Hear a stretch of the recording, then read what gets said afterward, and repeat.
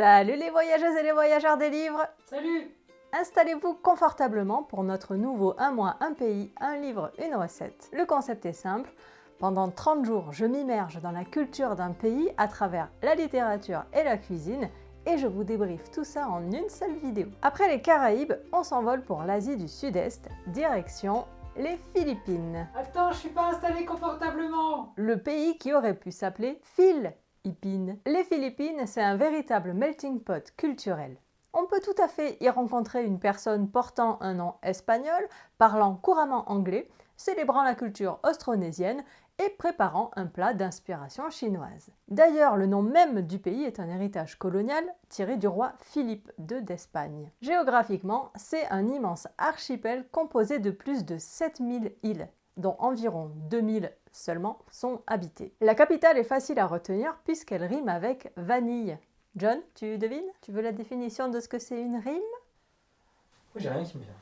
Désolé. Eh ben, c'est pas grave, John n'a pas la réponse, mais je vous le dis, la capitale c'est Manille. Ça rime avec vanille. C'est une rime pauvre! Ah, et ouais, il y a la moitié plus. 99% des lettres sont les mêmes. Tu te fous de moi? Des volcans, des typhons et un aigle décoiffé. Si le climat est tropical avec de magnifiques journées ensoleillées, il cache aussi une réalité plus rude. Le pays se trouve sur la route des typhons et peut en subir jusqu'à 20 par an. Malgré ça, les paysages sont à couper le souffle. Des plages de sable blanc à gogo, des rizières en terrasse millénaires, la célèbre rivière souterraine de Puerto Princesa et plus de 50 volcans dont une vingtaine sont actifs. La faune n'est pas en reste puisque le pays est un véritable sanctuaire de biodiversité. On y trouve notamment l'aigle des singes, l'emblème national, célèbre pour sa coupe de cheveux ébouriffée. Il essaye de faire concurrence à la coupe de cheveux de John au petit matin, mais c'est pas gagné. Hélas, il est en danger critique d'extinction. Non, C'est à moi? non, pas John. L'aigle des singes. Ah. Heureusement, qui ferait le cadrage sinon? Le pays détient aussi quelques records impressionnants avec la diversité marine la plus élevée au monde et la présence du requin-baleine, le plus grand poisson au monde. Et sur Terre, c'est pas en reste, on y trouve le python réticulé, le plus long serpent de la planète. Les montagnes russes historiques. L'histoire des Philippines est très mouvementée. Initialement peuplée par les Austronésiens, il voit arriver le navigateur Fernand de Magellan en 1521. C'est lui qui introduit le catholicisme, religion toujours majoritaire aujourd'hui. Alléluia! Cependant, le voyage de Magellan s'arrête là. Il meurt lors de la bataille de Mactan face au chef local Lapu-Lapu, devenu un héros national. Magellan, on n'y prendra plus. Suivent 3 siècles de colonisation espagnole, brièvement interrompue par une invasion britannique. La fin du 19e siècle est secouée par les mouvements indépendantistes aboutissant à la première république des Philippines. Mais l'histoire bégaye. Après l'occupation américaine, puis quelques galères avec les Japonais, l'indépendance totale n'est finalement acquise qu'en 1946. Plus récemment, l'histoire politique a été marquée par le dictateur Ferdinand Marcos, renversé par le peuple lors de la Révolution jaune en 1986. Et petite ironie de l'histoire, aujourd'hui, c'est son fils, Bongbong Marcos, qui dirige le pays. Oui, mais il a été élu démocratiquement. Oui, bah son père aussi avait été élu. Bref. Passons. Ça en fait du monde. En 2020, on comptait 110 millions d'habitants, ce qui en fait la 12e population mondiale. La moitié de la population vivant dans la grande métropole de Manille. En plus, c'est un carrefour ethnique avec plus de 175 groupes ethno-linguistiques. Une autre caractéristique notable est sa diaspora, avec 10,2 millions de Philippins à l'étranger. Enfin, sachez que l'anglais et le tagalog sont les 2 langues officielles. 110 millions quand même. La moitié à Manille. Non, mais c'est énorme. Truc de dingue. Putain, en France, on est combien? 12. Top Chef de l'extrême et cercueil suspendu. La culture philippine est hyper riche et réserve bien des surprises. On y trouve des traditions uniques comme les cercueils suspendus de Sagada ou des instruments de musique insolites comme le tongali, une flûte jouée avec le nez. Tu veux essayer, John? J'ai cru que tu allais dire une flûte jouée avec le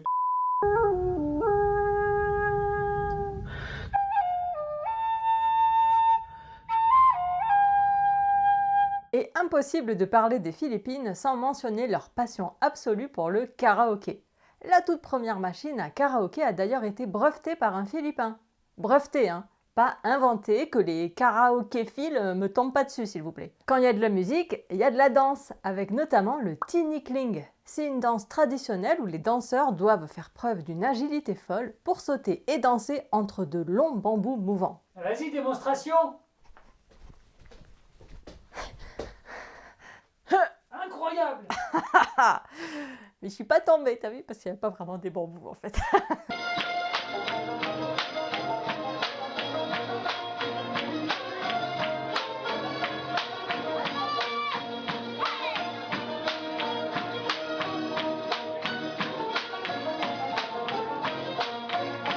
Côté cuisine, vous verrez la vie en violet. Cette couleur est omniprésente grâce au dessert à base d'oubé, une igname violette au goût délicat. Avis aux audacieux, la cuisine propose aussi des mets atypiques. On peut citer le balu, un œuf de canne fertilisé et déjà formé, bouilli dans sa coquille, le tamilok, un ver de bois géant qu'on mange cru, la soupe de testicules de taureau, ou encore des plats à base de fourmis avec leurs larves. Miam.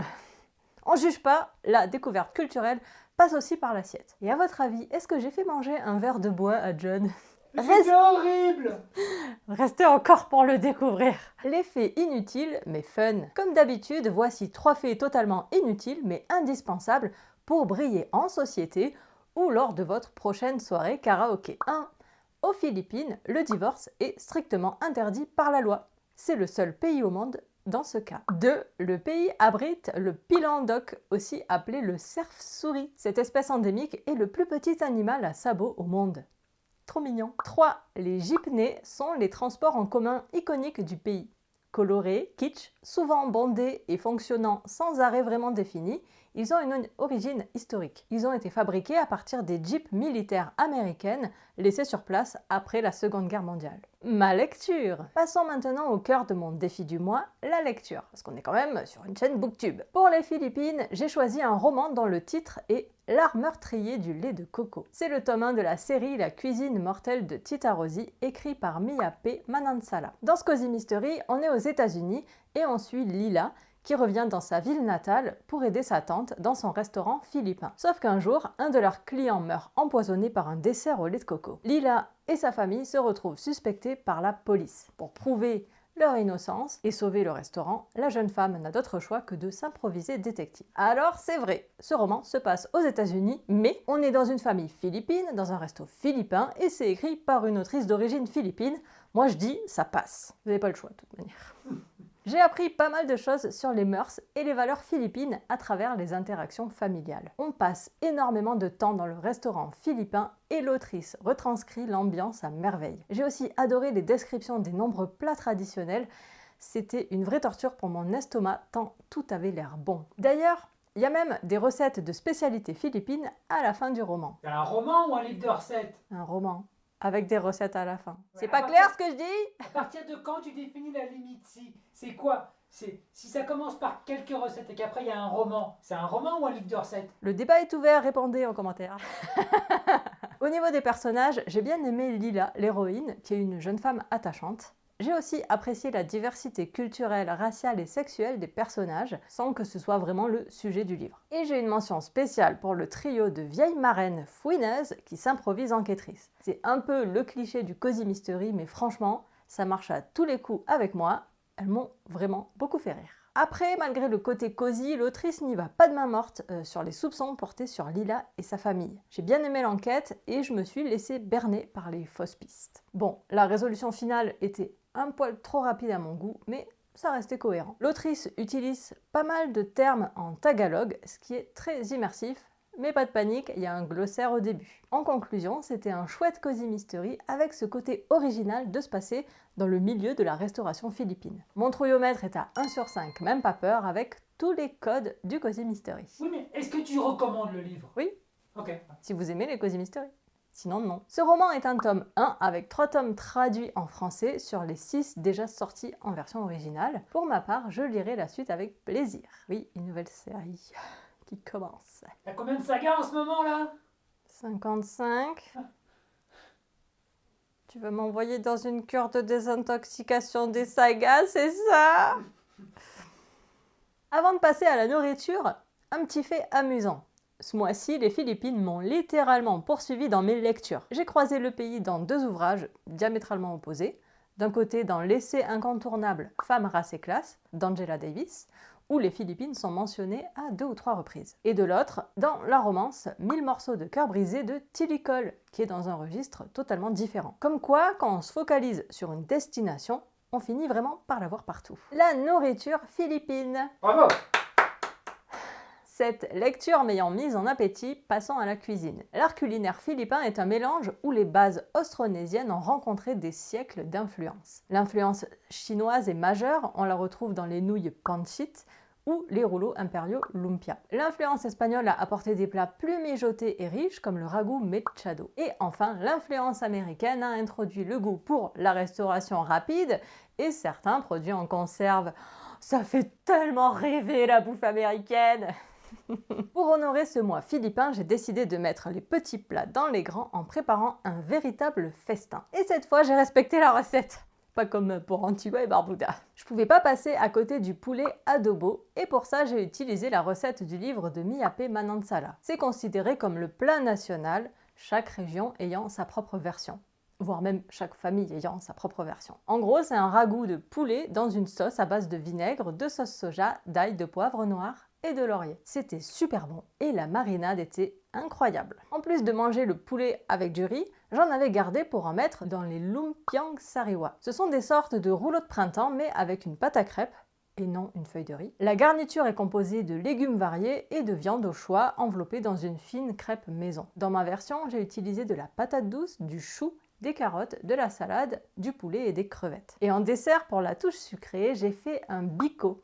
C'est un gâteau de riz gluant très populaire. Le riz est cuit dans du lait de coco et de la cassonade, ce qui lui donne une texture collante et un goût de coco délicieux. J'avais pas de riz gluant, mais avec du riz classique, ça fonctionnait très bien aussi et on s'est régalé. Notre verdict ? Tout était très bon, n'est-ce pas John ? Ouais, délicieux. L'adobo est une valeur sûre, réconfortante et facile à faire. Les lumpias étaient complètement dépaysantes et le biko est un dessert hyper gourmand pour les amateurs de noix de coco. Je regrette juste de ne pas avoir accès à de loubé pour tester un de leurs desserts violets. Tirage au sort du prochain pays. C'est maintenant le moment que j'adore, le tirage au sort de notre prochaine destination.